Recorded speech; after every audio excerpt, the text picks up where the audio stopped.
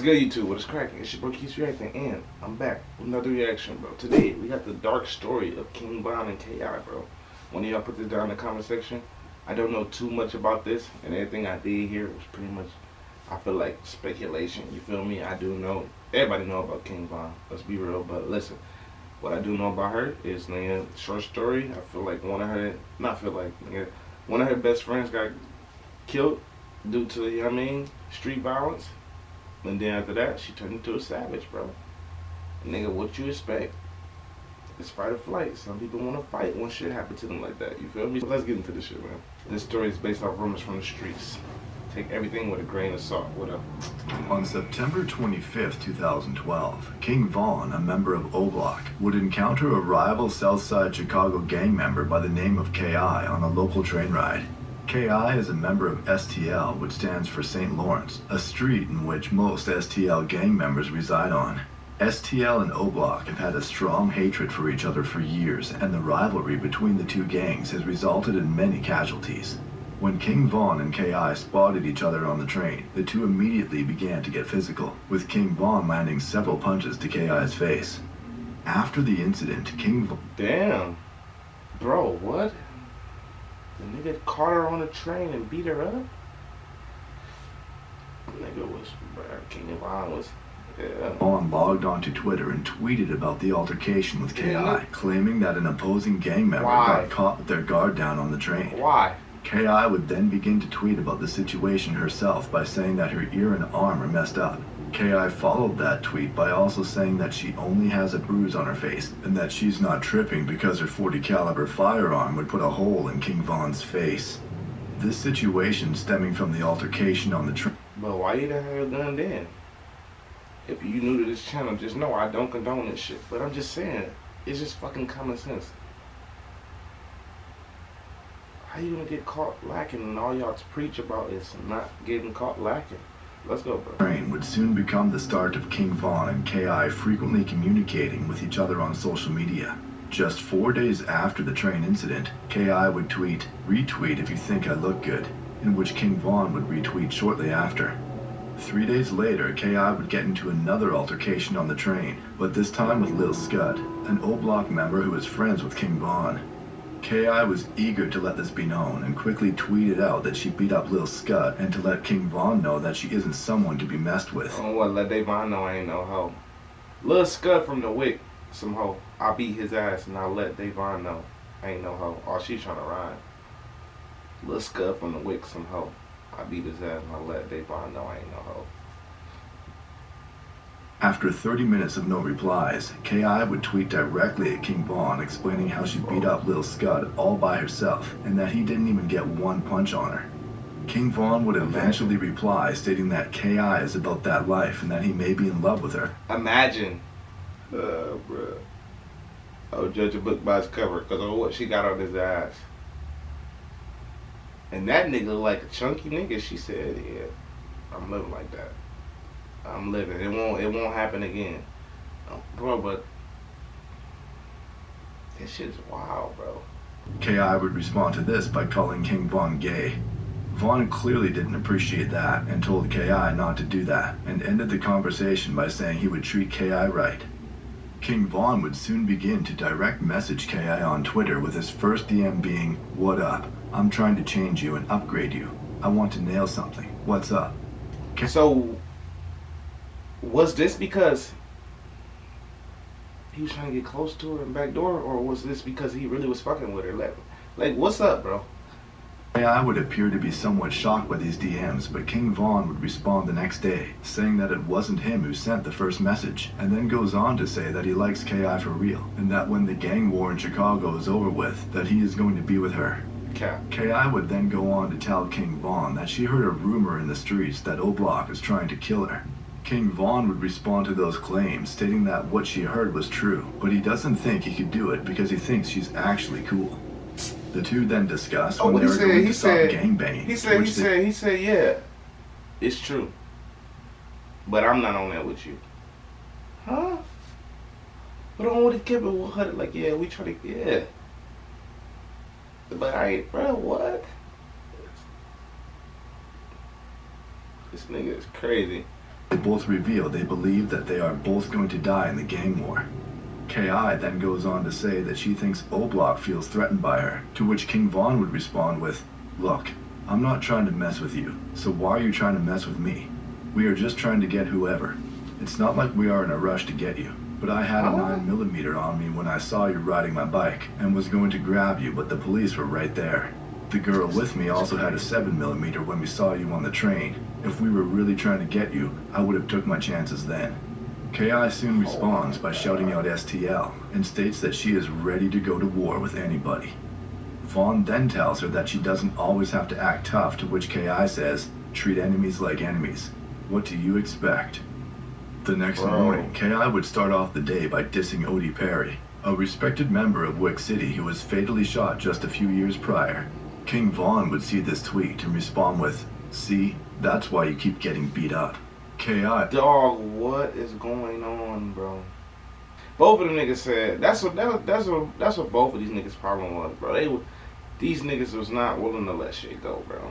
I then tells King Vaughn to pull up, to which he responds with, "I should have pissed or spit on you after I beat you up, but I wasn't thinking." What the KI fuck? proceeds to laugh at this and tells King Vaughn to leave it in the streets. Shortly after this, y'all both on Twitter. Shoutout is the largest hip-hop festival. Both of y'all need to leave it in the streets. Y'all both on Twitter, bro.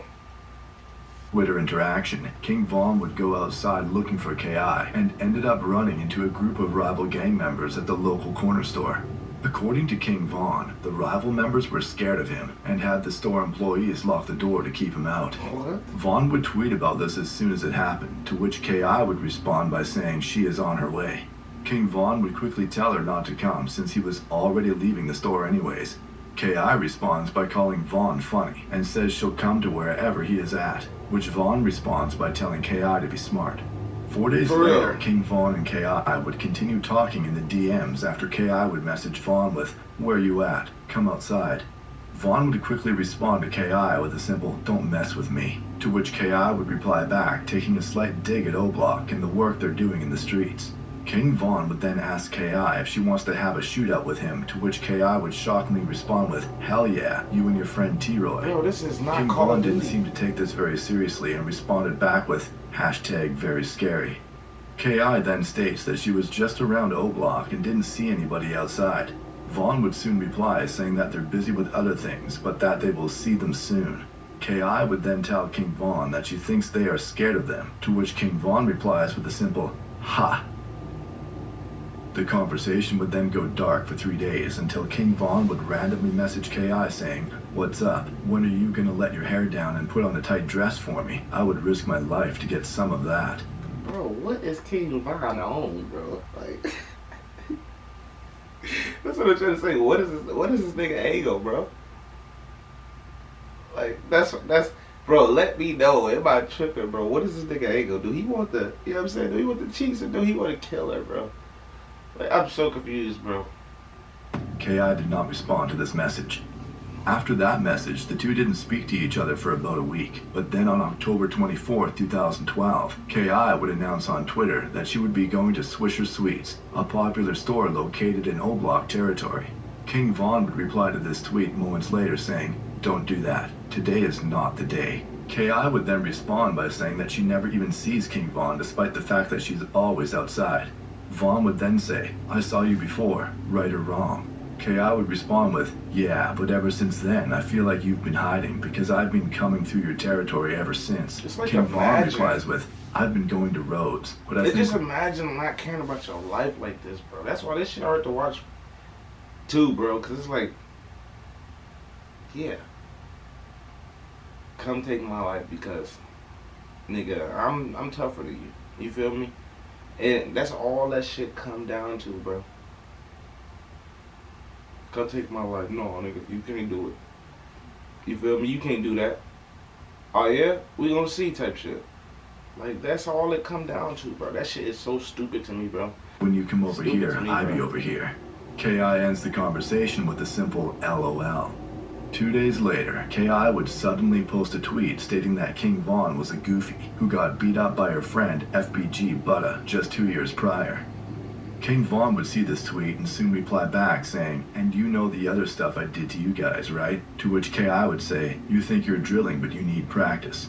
King Von fires back by denying that he needs drilling practice, in which KI responds by saying, Von is saying too much for Twitter, and that Von's friend Shoutout, an O-Block member who was fatally shot a few months prior, knows about her. Nigga, King y'all Von both then saying laughs too at much KI for for saying on GD, then proceeds to tell her that she can ask her dead friends about him. 3 days later, KI would Bro, that's what I'm saying. Just imagine you, like, the contradiction, bro. Both of these niggas be contradicting themselves, bro. It's so crazy. tweet at King Von saying, I want to meet King Von face to face, in which Von would respond with, LOL, you don't really want that, Kira. KI would then respond with, see, you don't think I'm tough. 4 days later, KI would once again tweet at King Von, saying that she hopes people in O-Block don't actually call Von King Von, and that it's suspect if you do. King Von would respond back by claiming that he earned the name King Von. KI responds by bringing up the fact that Von used to get beat up back in the day. Von replied back laughing at the fact that KI was even talking about getting beat up, and that if it wasn't for guns, he would be walking up and down their block all day. 6 days Damn. later, King Von would make a tweet about KI saying, Yeah, because, nigga. Both. On both sides. You know why? Because niggas be quick to grab that strap, but they don't want to get their ass whooped, bro. They don't, bro. And that's why when it's too bad, they go retaliating to get in that isto, bro. Y'all know same story been sung for years, nigga. The same thing been getting fucking shown for years, nigga. And if you've been in the, bro, if you've been in the streets or been in the hood, bro, you know what happened when a nigga getting their ass whooped. What they do? They turn into fucking bone crusher, nigga. They go outside the club and they pop the trunk on my mama. Nigga said he ain't never scared. And of course, nigga, why would you be scared? Niggas feel like, that's why niggas feel like they the toughest, bro. Because they got a strap. But it's like, you don't think that nigga over there tough too with that strap? It ain't even gotta be nothing about being tough. Because my mom once told me, nigga, the scariest niggas will shoot you first, bro. Because they scared. And let that marinate, bro. that she sounds good on the phone. This would indicate that King Von and KI physically talked on the phone with each other That's and what I'm didn't just saying. What is message these each other niggas back English? and forth on social media. Von would also make a tweet several hours later complaining that KI hasn't answered her phone all day. King Von would eventually get arrested on November 20th, 2012 for unlawful use of a weapon by a felon. That nigga look the youngest shit. This arrest led to King Von sitting behind bars for over a year. tough. While behind bars, King Von's sister, Kayla B, tweeted at KI telling her that Von misses her and that she should go and visit him in jail. KI responded with LOL, but Kayla B followed up insisting that her brother King Von really Bro, wanted to see her. On February 11th, 2014, King Von was released from jail, and one of the first things he did following his release was tweet to KI saying, "What's up? You don't miss me?" Bro. KI would quickly respond. They said this nigga wanted to see her in prison, bro. But y'all all know what happened to Bobo. That could be a setup too. But Bobo, nigga, he was leaving prison and got his shit blamed up. It's probably trying to get her on the way going or on the way leaving. These niggas, this shit be crazy, bro. Von with, "What's up? When are we linking up?" King Von would then respond by asking why she never came and visited him in jail after allegedly saying she would. KI would not reply directly to this tweet, but moments later tweeted, "How does it feel to lose your friend while behind bars?" That's fucking referring to tough. the death of J Money, one of the top members of O-Block who was Right. fatally shot during Von's incarceration. They right. King Von wouldn't say anything about the tweet, but would later tweet RIP J Money in honor of him. KI would soon retweet this as a way of taunting him, to which King Von would quickly compose a tweet discussing Crack and Modell, two STL gang members who unfortunately passed away. While all of this was going on, O-Block was already making plans to avenge J-Money after word got out that an STL gang member by the name of Lil B was allegedly responsible for the death of J-Money. O-Block was ready for Lil B, but before they could meet face to face, Lil B was fatally shot by the Chicago Police Department in March of 2014 Damn, after that's tough. reportedly pointing a gun at one of the officers. This means that O-Block would not be able to avenge one of their top members and were now looking for the next best thing. On April 10th, 2014, KI would release a series of tweets regarding her future. The tweets state, "I do what I do because I know God has a day for me. You're nobody until someone kills you. That's just real. I've seen too And many..." that's fucked up. That's fucked up. You nobody until somebody kills you, bro.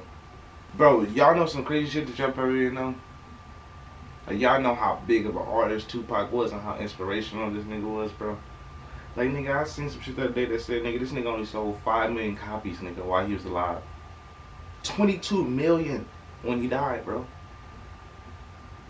How the fuck do y'all fuck with people more when they dead than when they're alive, bro? I just could never figure out that shit, bro. I could never figure it out, bro. You got the answer to that shit?